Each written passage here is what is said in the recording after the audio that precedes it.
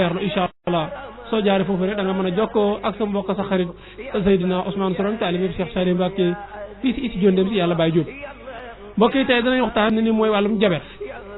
xam ngeen ne lu sonal doomu aadama yi la incha allah rabbi danañ ci su ko defee itam loolu ñu mën koo jëfandikoo ngir ñi nga xam ne nii ñoom la jabet dal sa borom subhanahu wa taala mën leen ci defal tawfiq waaye ñi nga xam ne nii itam ñooy faral di am li nga xam ne nii mooy gémmiñ guy xeeñ incha allah rabbi ñoom itam dañ leen mën a jox ay tegtal ñu mën cee jëfandikoo ndax sa borom subhanahu wa taala defal leen jul am solo ñi nga xam ne nii itam dañuy faral di seere incha allah rabbi ñoom itam dañ leen jox ay tegtal waaye ñi nga xam ne nii mbokk yi dañoo newoon ci barabu liggéeyukaay di liggéey wala ñu nekkoon seen liggéeyu bopp wala lu mëntu nekk ba ay jafe-jafe daal benn ci mu mel ni ay def ay liggéey yu ci aju incha allah rabbi ñoom itam dañ leen mën a jox ay tegtal yoo xam ne nii buñ ci jaaree rek incha allah rabbi sa borom subhanahu wa taala dañ leen dimbali ba loola mën a dañ muy li nga xam ne nii mooy luy dindi liggéey. waaye itam mbokk yi bu ñu ko taabee may incha allah rabbi danañ doxantu ba àgg ci tawat yi ñuy wax rhumatisme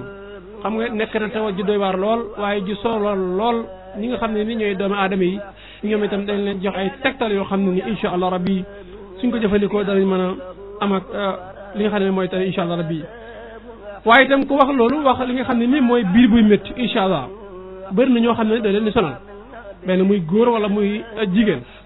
liñ ko fajjal bëri na loolu waaye dañ leen ci jox incha allah rabbi ay tegtal yoo xam ne ni bu ngeen si jaaree rek incha allah rabbi da ngeen ci mën a am ak gindeeku waaye mbokk yi dañ leen mosal tuuti ci li nga xam ne ni mooy gént lan mooy gént ban taxawaay la am ci doomu aadama ki nga gént ban jamono lay tollu di gént loolu te mbokk yi day am ak solo loolu mbokk yi mën ci gindeeku ndax léeg-léeg damay faral di wax ne doomu aadama kat dana gént ba pare du xam gént gi lan lay tegtale te gént day taxaw ñetti taxawaay li ci gannaaw fi nga toll wala la ci kanam loolu nag naka nga koy xàmmee loolu tam day am solo loolu ñu mën koo xàmmee bu baax a baax fii ci rajo Baol Média ci studio Ndem si yàlla Baye Diop boo ko defee mbokk yi ñu bàyyi téléphone bi incha allah rabbi waaye itam ànd ak Baye Abdou Diouf ci njàng mu am solo mi nga xam ne nii moo ngi koy def incha allah rabbi mbokk yi ñu mën koo teewlu bu baax a baax kon boo ko defee dañuy ànd ak Baye Abdou Diouf mu yëkkati xasida yi ñu defal ko tuuti incha allah rabbi ñëw àndaat ak mbokk yi ci leeral gi nga xam ne nii junj nañ leen ko waaye nag dañu commencé ci leeral ak gént lan mooy taxawaayu gént ban solo la am ci doomu aadama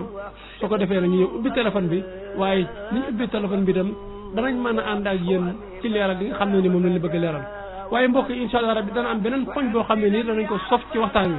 ñu koy waxee xamle lu nëbbu mooy lan xamle lu nëbbu incha allah rabbi bu ngeen ñu topp yi chiffre sax altine ci waxtu wi da ngeen ci mën a am gindeeku insha allahu rabbi di nga am sam na borom bi subhanahu wa taala